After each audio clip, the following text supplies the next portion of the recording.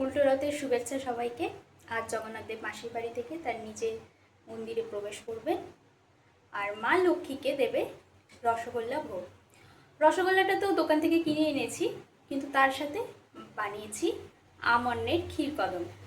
তাহলে চলো দেখে নিই মিষ্টিটা কেমনভাবে বানিয়েছি। ফুল ফ্যাট মিল্ক, পাকা আম, ঘি, চিনি, দুটো এলাচ, আতপ চাল।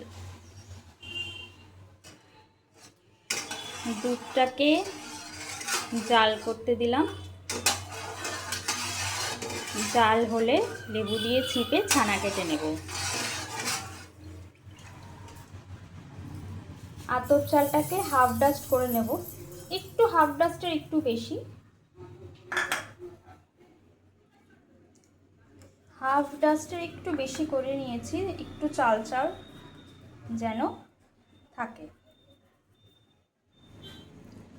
আচ্ছা, আমটা কেটে আমের পাল্পটা বের করে নিয়েছি, এবার এটাতে গ্রাইন্ডিং করে নেব। এই হচ্ছে ছানা। ছানাটাকে একটু ঝরাতে দিয়েছি।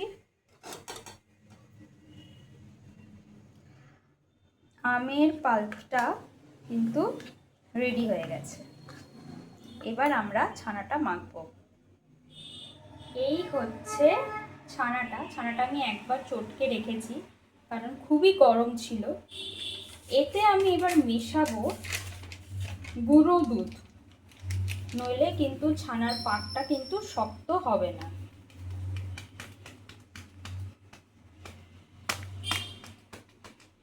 আপনারা পরিমাণ মতন মেশাবেন, দেখবেন পাকটা যেন একটু শক্ত হয়।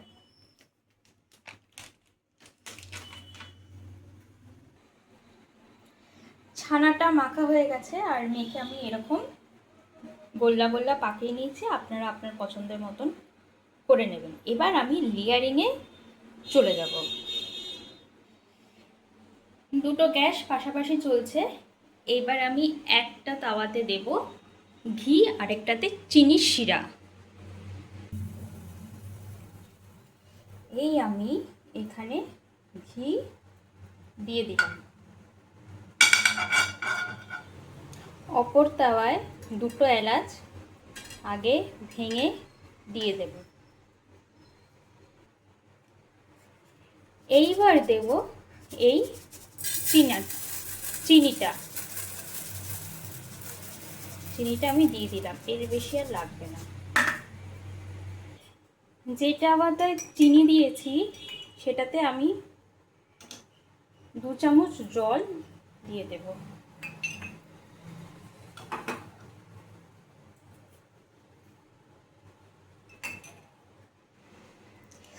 ঘিটা চারিদিকে তাওয়ায় স্প্রেড করে দিয়েছি।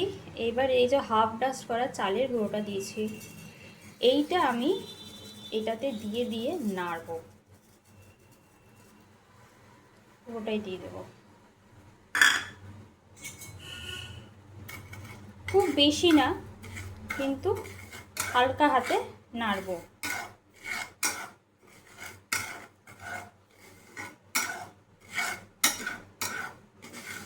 একটু ঘিটা আগে মিশিয়ে নিতে হবে, ঠিক আছে? মিশিয়ে নিয়ে এটাতে আমি আগে দেব 2 চামচ মতন জল।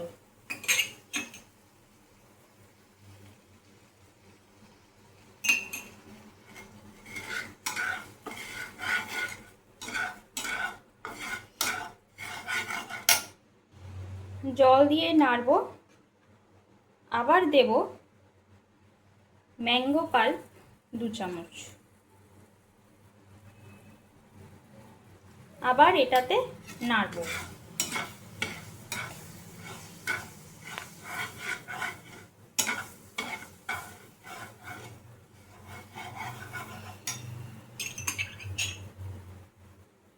আবার একটু জল।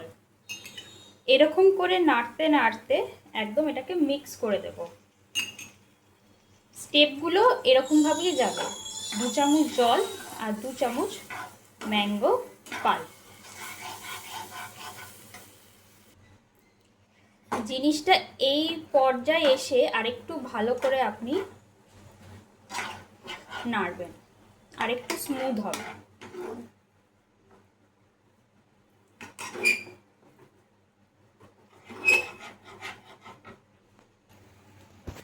আতপ চাল সিদ্ধ হতে কিন্তু বেশিক্ষণ সময় লাগে না।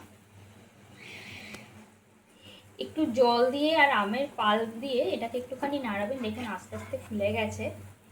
একটু শক্ত থাকবে কিন্তু অথচ সিদ্ধ, এরকম জিনিসটা হয়ে গেলে তখনই গ্যাসটা বন্ধ করে দেবেন। আর বেশিক্ষণ নাড়াবেন না, তাহলে কিন্তু একদম পেস্ট হয়ে যাবে, সেইটাও আবার খেতে ভালো লাগবে না। আমারটা মোটামুটি হয়ে গেছে, এবার আমি এটা বন্ধ করে দেবো। বন্ধ করে এটা কিছুক্ষণ ঢেকে রাখলেই ব্যাপারটা একদম রেডি হয়ে যাবে। অপরদিকে চিনিটাও কিন্তু আমরা শিরা থেকে একটু ক্যারামেলাইজ করে নিচ্ছি, কিন্তু খুব বেশি ক্যারামেলাইজ করবেন না। অপরদিকে ওই চালটাও কিন্তু সিদ্ধ হতে একটু সময় লাগবে, তাই সেটা আপনারা টাইম বুঝে করে নেবেন। এইটা আপাতত এইটুকু রেখে আমি গ্যাসটা বন্ধ করে নেব।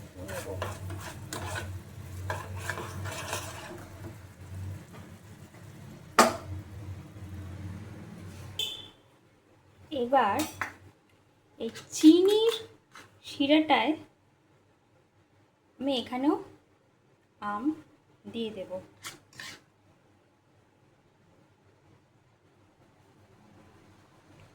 গ্যাসটা কিন্তু বন্ধ আছে, আমি আগে মিশিয়ে নেব এটা।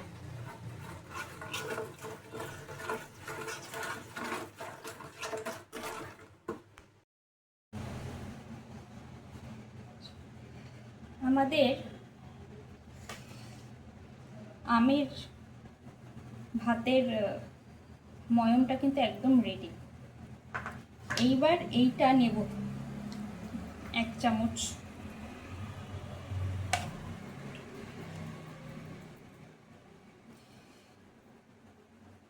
একটু গরম আছে, আপনারা একটু ঠান্ডা হলে করবেন, কারণ আমার হাতে সময় খুবই কম।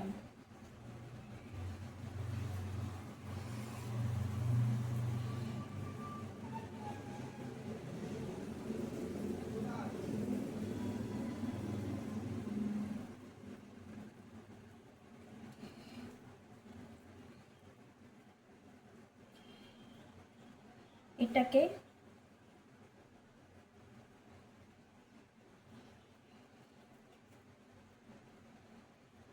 জাস্ট এরকম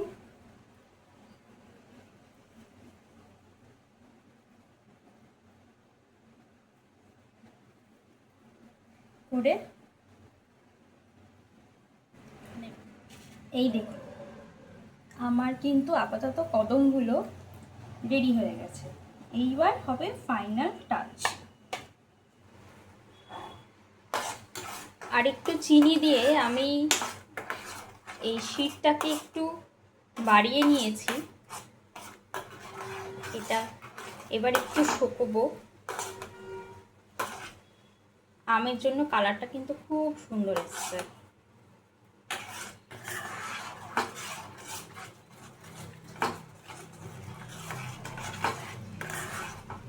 ফ্লেমটা কিন্তু একদম লো আঁচেই রাখবেন।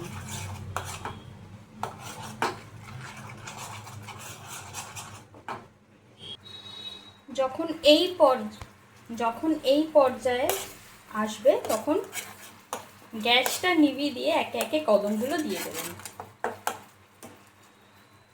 কদমগুলো আমি দিয়ে দিয়েছি। এবার কদমগুলোর ওপরে না একটু এরকমভাবে কোটিংটা যেন হয় সেইটা করে দেবেন। কোটিং করে আমি একদম তুলে নিয়েছি।